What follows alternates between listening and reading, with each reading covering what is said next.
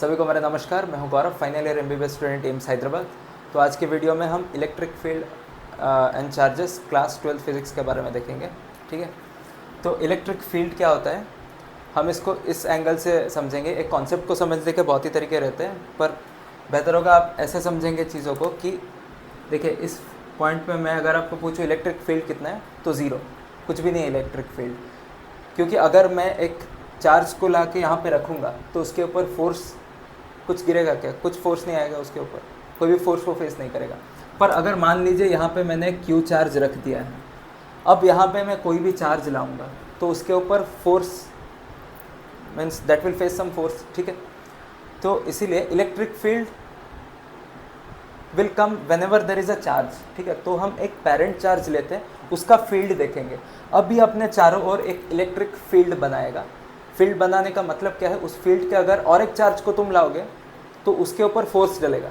ठीक है, तो that force per unit charge, मतलब आपने 2 कूलम चार्ज रखा, 5 कूलम चार्ज रखा, जितना भी कूलम यहाँ पे चार्ज रखा, पर यूनिट कूलम 1 कूलम के ऊपर कितना फोर्स डल रहा है, that is electric field due to this charge. ठीक है, तो जब चार्ज एक सीन अगर एक सीन में अगर चार्ज आ रहा है पहले, this parent charge if it is there, तो इलेक्ट्रिक फील्ड इसके वजह से आएगा। इसीलिए फील्ड हम एक चार्ज का बोलेंगे। ठीक है, अगर ये कैपिटल क्यू है तो कैपिटल क्यू का एक फील्ड होगा। अगर ए एक चार्ज में मान लूँगा तो इसका एक फील्ड होगा। और यहाँ पे अभी मैं तुम्हें अगर फील्ड पूछूंगा तो ये इन दोनों का एडिशन होगा, टोटल फील्ड वो जो भी वहाँ पे होगा। ठीक है, और फील्ड होने का मतलब क्या है? अगर मैं एक चार्ज को ला के यहाँ रखूँगा तो उसके ऊपर फोर्स डलेगा। ठीक है, तो ये होता है फील्ड। अभी उसके मतलब इलेक्ट्रिक फील्ड को हम बोल सकते हैं कि electric force per unit charge. ठीक है, फोर्स का होता है स्मॉल क्यू, इसे लिख देता हूँ। ठीक है, electric field due to that charge about which we are talking about. ठीक है, मान लीजिए ये क्यू चार्ज के बारे में हम बोल रहे हैं कि इसका फील्ड क्या है। तो अगर मैं एक टेस्ट चार्ज क्यू को यहाँ पे रखूँगा, इसके ऊपर जो भी फोर्स डल रहा है, ठीक है, वो इसके ऊपर फोर्स हो गया, पर इसके वजह से फील्ड क्या होगा? 1 कूलम चार्ज पे कितना फोर्स आएगा, that's why force per unit charge. ठीक है, तो k q q by Q हो जाएगा आपका k q q by r square. तो k Q by are square, distance between this and this point, जिस पॉइंट के बारे में मैं बात कर रहा हूँ उस पॉइंट पे इलेक्ट्रिक फील्ड होगा के क्यू बाय आर स्क्वायर। ठीक है, ये हो गया इलेक्ट्रिक फील्ड।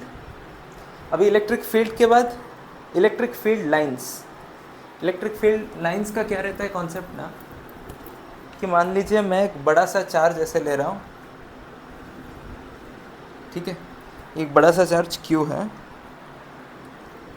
तो इसके वजह से अगर मैं फील्ड लाइंस ड्रॉ करूँगा तो वो चार्ज को परपेंडिकुलर होके जाएंगे। ठीक है, मतलब ऐसे ऐसे, गिवन ये पॉजिटिव चार्ज है।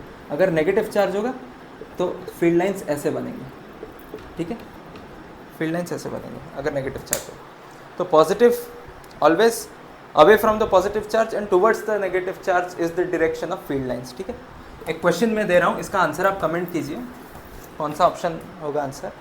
There are 2 charges plus 5 micro coulomb and plus 10 micro coulomb. इन दोनों के बीच है डिस्टेंस 20 सेंटीमीटर। मिड पॉइंट पे टोटल फील्ड कितना होगा और उसका डायरेक्शन क्या होगा? 4 ऑप्शंस आर, ठीक है, 4.5 into 10 to the power minus 6 newton per coulomb towards plus 5 micro coulomb, या 4.5 into 10 to the power minus 6 towards plus 10, 13.5 into 10 to the power minus 6 towards plus 5, या 13.5 into 10 to the power 6 towards plus 10। इसमें से answer कौन सा होगा? Simple logic apply कीजिए। एक बात बोल देता हूँ, ये प्लस 10 है तो यहाँ पे एक फील्ड होगा इसकी वजह से। ठीक है, इस डायरेक्शन में प्लस 5 की वजह से यहाँ पे फील्ड होगा, फील्ड डायरेक्शन। ठीक है, प्लस क्यू से हमेशा दूर ही होगा फील्ड, मतलब डायरेक्शन ऑफ फोर्स अप्लाइड नहीं, या तो इलेक्ट्रिक फील्ड का डायरेक्शन भी आप बोल सकते हैं। मैंने प्लस 10 की वजह से एक लंबा लाइन ड्रॉ किया है क्योंकि उसका मैग्नीट्यूड ज़्यादा होगा, क्योंकि चार्ज ज़्यादा है। ठीक है, इसलिए इलेक्ट्रिक फील्ड इस डायरेक्शन में ज़्यादा होगा, इस डायरेक्शन में कम होगा। नेट इलेक्ट्रिक फील्ड मेरा इसी डायरेक्शन में आएगा। सो टुवर्ड्स 5 ही होगा मेरा आंसर, इन दोनों में से कोई एक आंसर होगा, ठीक है, टुवर्ड्स 5। अभी देखिए, और k का वैल्यू कितना होता है, k का वैल्यू होता है 9 इंटू 10⁹। k का वैल्यू होता है, k होता है 1/4 पाई एप्सिलॉन नॉट, जिसका वैल्यू होता है 9 इंटू 10⁹, ठीक है। ये एक हो गया।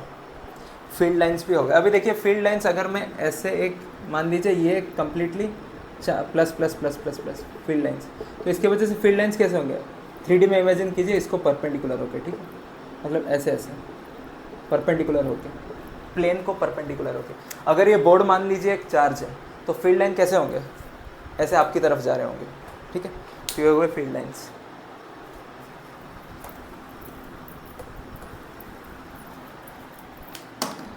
मान लीजिए एक ऐसा इन्फिनिटली लॉन्ग वायर है, plus plus plus plus plus plus plus plus charge मेरे पड़े, फील्ड लाइंस कैसे ड्रॉ करूँगा, ऐसे परपेंडिकुलर इसको, ठीक है।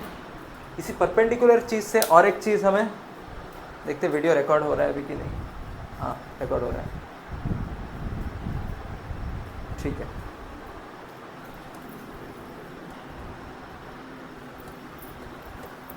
तो गॉस लॉ है, hollow sphere, metallic sphere, solid sphere के बारे में है गॉस लॉ। और फिर हाँ, गॉस लॉ से पहले इलेक्ट्रिक फ्लक्स के बारे में जानेंगे इलेक्ट्रिक फ्लक्स। अब ये क्या होता है ना, मान लीजिए ये एक सरफेस है,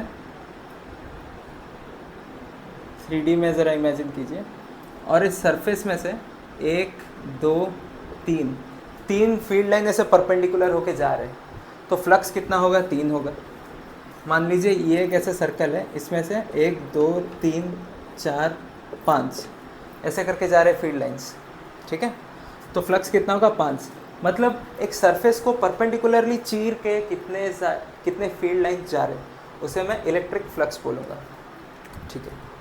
अभी और एक चीज़ समझना है हमें कि देखिए ये एरिया है मेरा, नहीं ये मेरा एरिया है,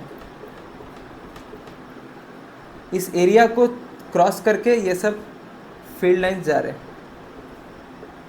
ये एरिया को परपेंडिकुलर होके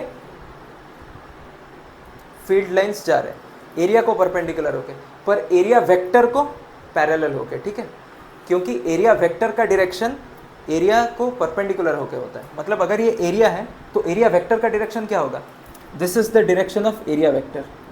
तो एरिया वेक्टर को जो भी फील्ड लाइंस, जो भी इलेक्ट्रिक फील्ड लाइंस पैरेलल है, वो फ्लक्स में काउंट होगा। मैं क्या बोलना चाहता हूँ, अगर ऐसे फील्ड लाइंस है मान लीजिए, तो are these field lines contributing anyhow in electric flux, absolutely no. तो इस केस में भी electric flux is 5 only, because these 3 will not be considered और will not contribute in electric flux, ठीक है, क्योंकि ये लोग एरिया को परपेंडिकुलर नहीं है, या तो मैं बोल सकता हूँ कि एरिया वेक्टर को परपेंडिकुलर है। ये 3 फील्ड लाइंस एरिया वेक्टर को परपेंडिकुलर है, ठीक है। अब ये एरिया वेक्टर का कॉन्सेप्ट मैं क्यों ला रहा हूँ, क्योंकि formula wise electric flux which is denoted by the sign phi is E dot A or EA cos theta. Theta is the angle between area vector and electric field. So if this is the electric field and this is the area, ठीक है, तो area vector क्या होगा, area vector भी ऐसे होगा, area vector और field में एंगल कितना है, 0 होगा, cos 0 is 1. That's why electric field into the area will be my flux, जो कि होना भी चाहिए।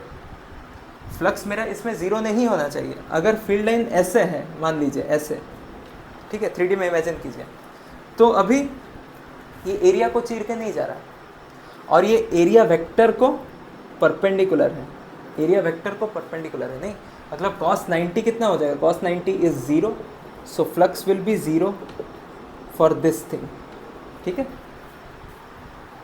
तो ये होगा फ्लक्स का कॉन्सेप्ट। अभी फ्लक्स के कॉन्सेप्ट से क्या आएगा ना, हाँ और एक चीज़ है, मतलब और एक बार बस इमेजिन कर लेंगे, ये एक एरिया है 1 2 और ये एक चीज़ होगी, ठीक है। तो फर्स्ट केस ये ले लीजिए, फ्लक्स कितना होगा 2 होगा, फर्स्ट केस में फ्लक्स होगा 2 क्योंकि 2 फील्ड लाइन जा रहे हैं। इस केस में फ्लक्स कितना होगा 0 क्योंकि एरिया को परपेंडिकुलर नहीं है और एरिया वेक्टर को परपेंडिकुलर है, एरिया वेक्टर से परपेंडिकुलर है ना, और एरिया को परपेंडिकुलर नहीं है, ठीक है। तो इसीलिए ये जो है ना, ये जो है ये एरिया को पैरेलल होके जा रहा है, एरिया मतलब एरिया को पैरेलल होके जा रहा है, इसीलिए फ्लक्स 0, एरिया वेक्टर को परपेंडिकुलर है, ठीक है। और ये कितना फ्लक्स कंट्रीब्यूट करेगा, इसको हम 2 कंपोनेंट में डिवाइड कर लेंगे। अगर ये एंगल हमें पता है, मान लीजिए 60 डिग्री, तो ये कंपोनेंट होगा, ये कंपोनेंट होगा, इसका ये कंपोनेंट कुछ भी फ्लक्स के लिए कंट्रीब्यूट नहीं करेगा।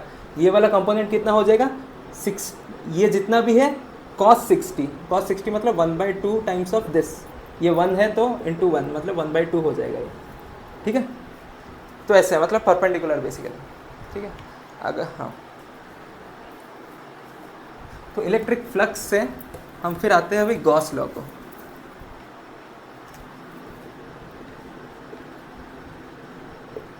गॉस लॉ क्या बोलता है कि integration of E dot d s is equal to Q by epsilon naught. Integration of E dot d s is q by epsilon not.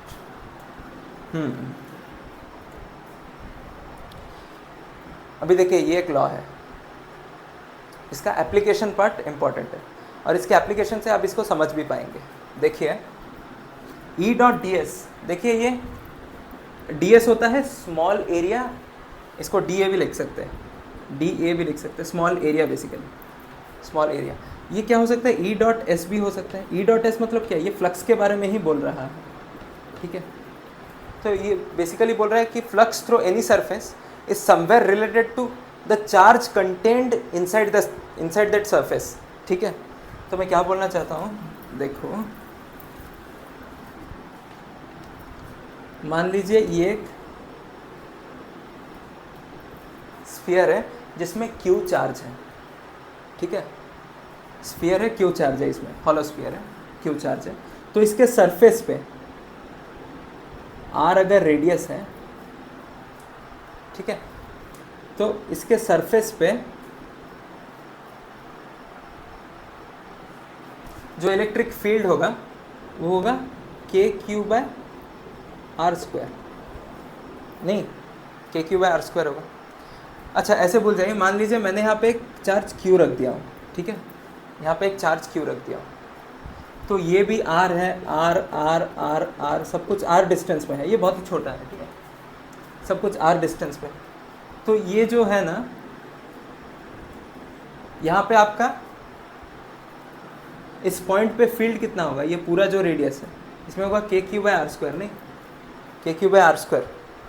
तो चलिए इसको अभी गॉस लॉ से डिराइव करते हैं। गॉस लॉ क्या बोल रहा है ना कि integration of E dot d s equals to Q by epsilon naught. अभी देखिए डॉट डी एस, मान लीजिए मैंने इसको गॉसियन सरफेस ले लिया, इसको एक गॉसियन सरफेस, देखिए ये एक सिमेट्रिकल सरफेस है, हर पॉइंट आर डिस्टेंस दूर है और हर पॉइंट पे इलेक्ट्रिक फील्ड सेम है, इसीलिए मैं ई को बाहर ले सकता हूँ, ई बाहर चला गया, इंटीग्रेशन ऑफ डी एस हो जाएगा equals to Q by epsilon naught. Integration of d s, ये एक स्फीयर बन जाएगा, नहीं d s d s d s d s छोटे छोटे डी एस मिला के मेरा पूरा सरफेस एरिया आ जाएगा। Total surface area of this sphere will be equal to E into 4 pi R square equals to Q by epsilon naught, और E equals to Q by 4 pi epsilon naught R square which is K Q, nothing but K Q by are square, ठीक है।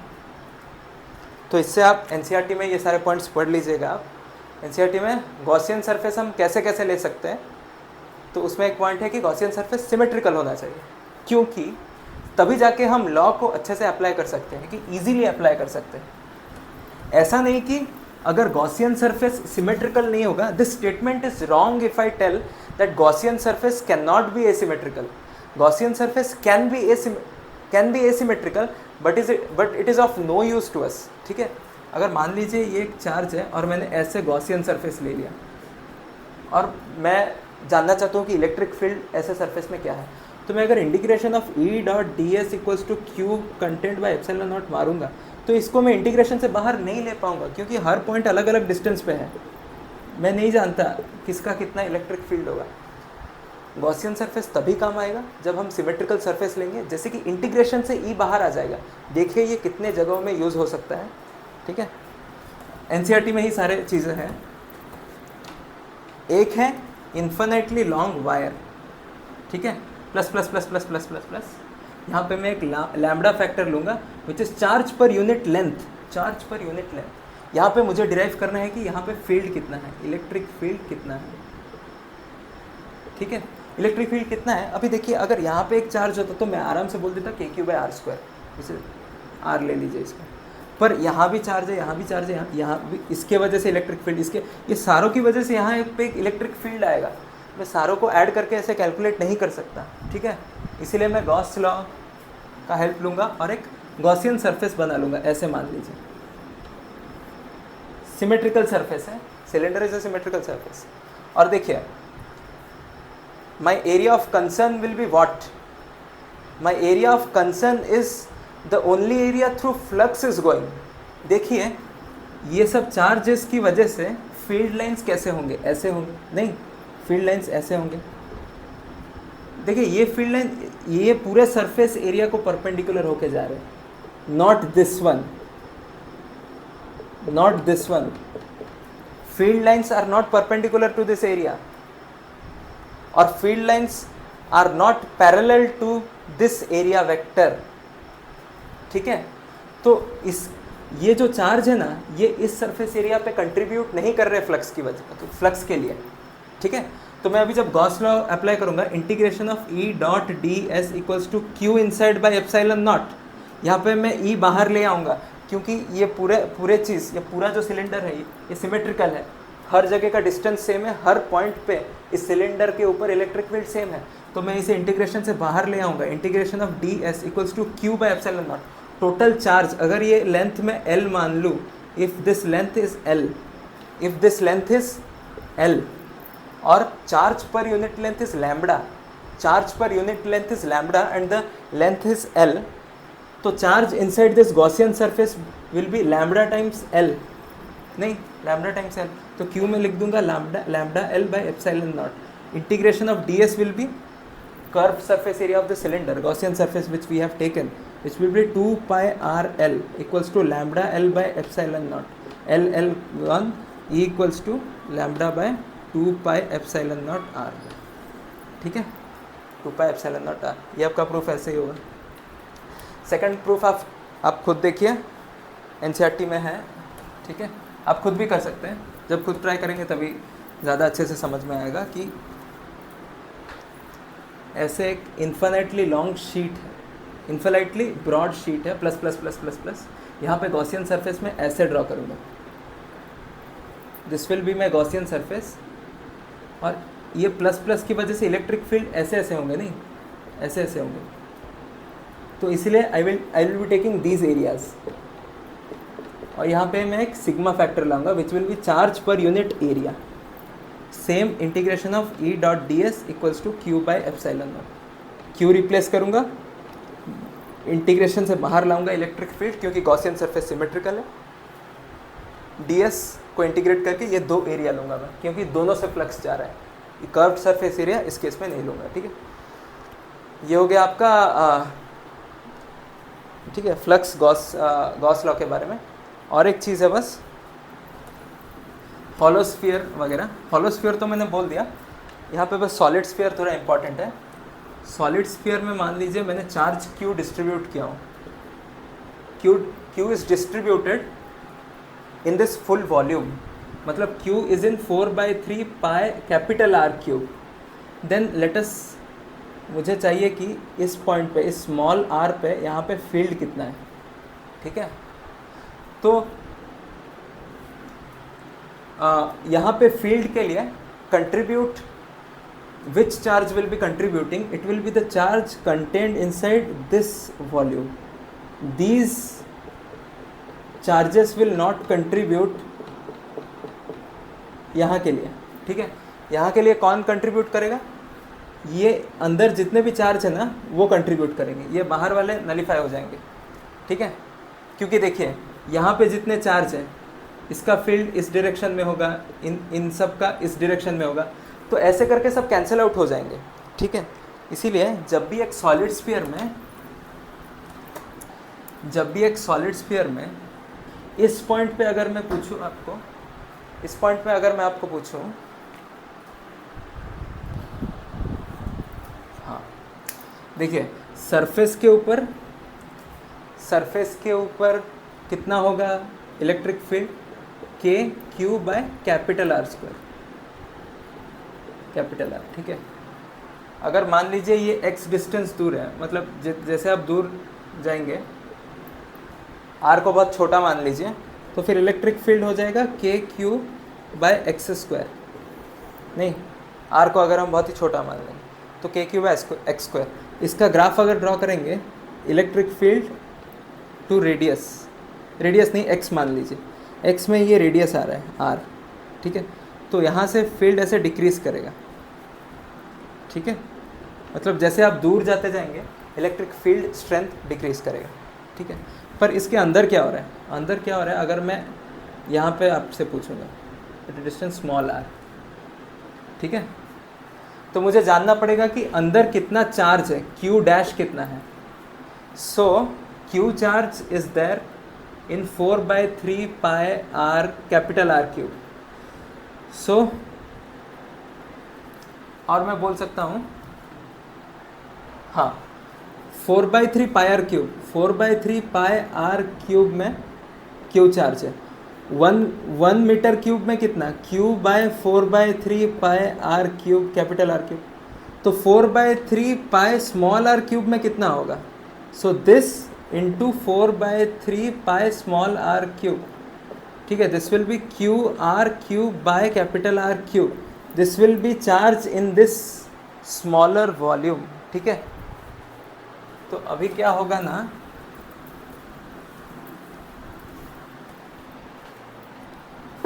electric field at a distance here r will be, electric field will be k q dash by small r square. What is q dash? Q dash is q into small r cube by capital R cube into r square. ये क्या हो गया मेरा, k q r by r cube. देखिए k Q by r cube एक constant है, r एक variable है, मतलब ये जो x और e मैंने लिखा था, ये r मैंने लिखा था, यहाँ पे मैक्सिमम इलेक्ट्रिक फील्ड है जो कि कम होते जाएगा जैसे आप डिस्टेंस बढ़ाते जाएंगे। पर इस r तक जैसे जैसे आप रेडियस बढ़ाते जाएंगे यहाँ तक इलेक्ट्रिक फील्ड इंक्रीज करेगा दिस पॉइंट तक, until this point the electric field will increase, ठीक है। तो यहाँ पे बस चेंज क्या हो रहा है कि ये जो वॉल्यूम मैं ले रहा हूँ छोटा सा ले रहा हूँ। हॉलो सिलेंडर के केस में क्या है ना, सारे चार्ज सरफेस के ऊपर है, ये पूरा चार्ज सरफेस, अंदर कुछ नहीं है, इलेक्ट्रिक फील्ड ज़ीरो, तो इसीलिए हॉलो के केस में this will be zero, it will start from here.